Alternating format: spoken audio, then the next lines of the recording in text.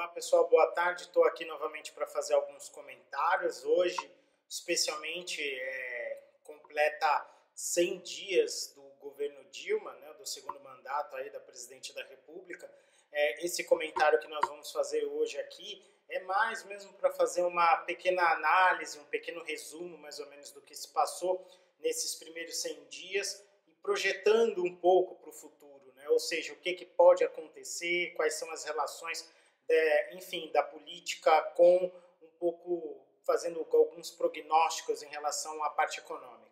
Então, assim, primeiramente, a gente pode apontar o seguinte: qual é o principal acerto, né, enfim, desse primeiro mandato da presidente da República? Na minha opinião, foi a nomeação da nova equipe econômica, né, ou seja, a substituição do ex-ministro da Fazenda, Guido Mantega, pelo atual ministro Joaquim Levy. Isso já mostrou claramente para o mercado que a presidente da República, no que tange à área econômica, não quer saber de grandes surpresas.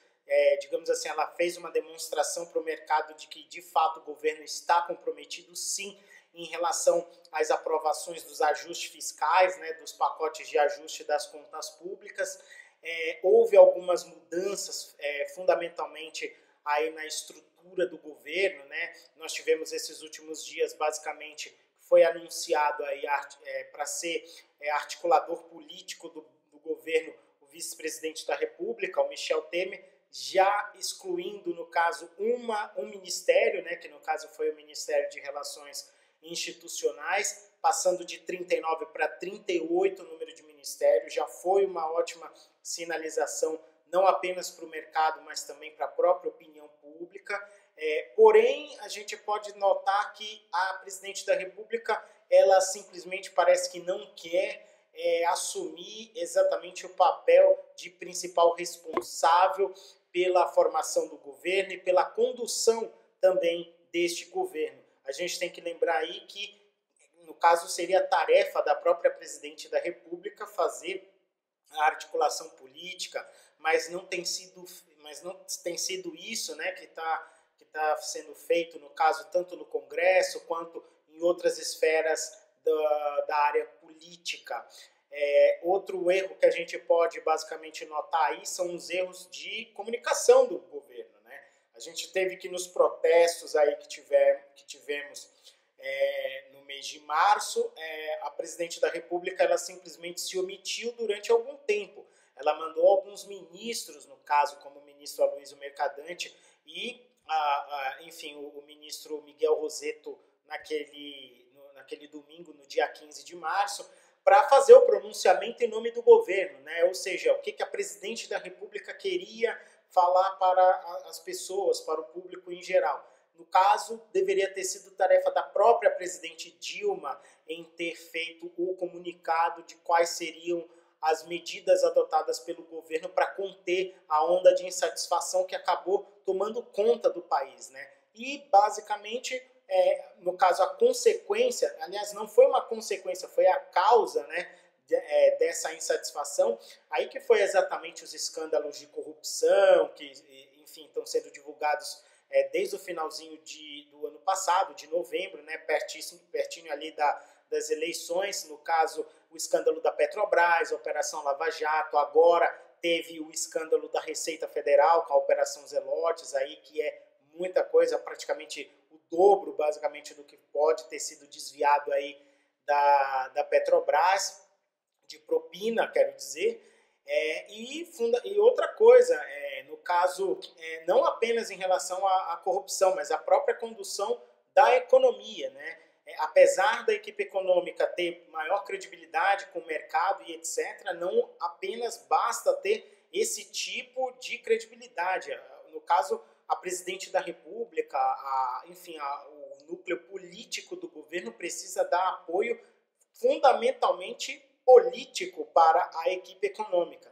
Não é à toa que o próprio ministro da Fazenda, o Joaquim Levy, tem feito essa tarefa. Em outras palavras, ele está indo ao Congresso periodicamente para tentar convencer a base aliada a aprovar os ajustes fiscais, né, o pacote do ajuste fiscal que já foi enviado pelo governo há bastante tempo e até agora não foi aprovado.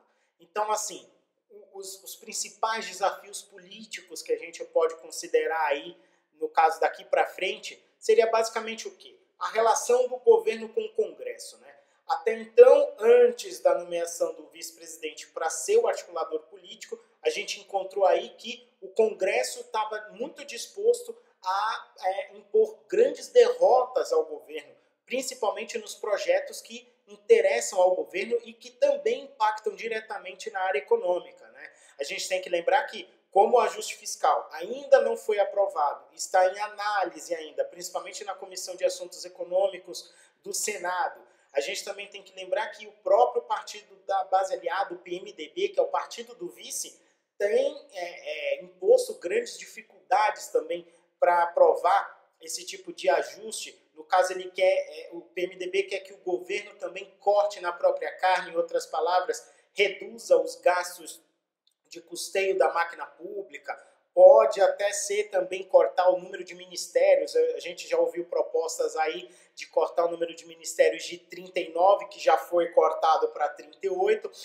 para serem cortados para aproximadamente 20 ministérios. Isso daí é uma sinalização até razoável do nosso ponto de vista. A gente tem aí, por exemplo, a personificação, né, de algumas figuras que são os principais opositores, vamos dizer assim, ao governo dentro da própria base aliada. A gente pode considerar o presidente da Câmara, o Eduardo Cunha, do PMDB do Rio de Janeiro, e o presidente do Senado, Renan Calheiros, que, na verdade, resolveu fazer uma grande oposição ao governo, impor algumas derrotas, devolveu algumas medidas provisórias, principalmente aquela medida provisória que tratou aí no caso dos ajustes, né, das alíquotas dos impostos sobre folha de pagamento, né, que as empresas iriam ter que contribuir, passar a contribuir a mais para o governo. Então, assim, ele devolveu algumas medidas provisórias, o Senado, a própria Câmara também já bancou derrotas importantes ao governo. Nós tivemos aí esses últimos dias que passou a aprovação, né, da lei das terceirizações e tudo mais, que causou um grande rebuliço, não apenas do ponto de vista político, mas também do ponto de vista social, né, com as centrais sindicais se posicionando fervorosamente contra, e muitos grupos sociais também. E talvez a gente também possa até aí considerar que a própria oposição, principalmente o PSDB, resolveu fazer uma oposição, digamos assim, mais forte ao governo, apesar de que a gente pode sempre considerar aí que o PSDB não é exatamente um partido muito, confiável, vamos dizer assim, do ponto de vista da própria oposição, dado, né, que algumas figuras do partido também estão envolvidas em alguns escândalos, principalmente aí do estado de São Paulo, do metrô de São Paulo, enfim. Isso daí são outras questões que não cabe aqui a gente entrar em grandes detalhes, né? O próprio PT também vive uma grande crise de identidade, a gente já viu aí figuras como o próprio presidente do partido, Rui Falcão, e também o ex-presidente Lula se posicionando contra algumas medidas da presidente da República. Já vimos aí alguns manifestos dizendo que o PT precisa voltar às suas origens, se não quiser, digamos assim, entre aspas, ser extinto. Foi provado basicamente nas últimas eleições que só no estado de São Paulo, estado originário do PT, o partido sofreu uma derrota histórica, não apenas no que tange à eleição presidencial, mas também a alguns cargos do legislativo e também ao próprio governo do estado de São Paulo. Então, assim, os impactos que a gente pode prever, basicamente, projetando para frente, esses primeiros 100 dias do governo foi muito conturbado. Então, daqui para frente, o que a gente espera? A gente não espera uma mudança significativa, porém, a gente já pode começar a considerar que, já que o vice-presidente tratou da articulação política, está tratando agora, a gente pode esperar o seguinte: o mercado parece que agora vai acreditar finalmente que o governo vai conseguir fazer o ajuste fiscal, vai ser aprovado no Congresso.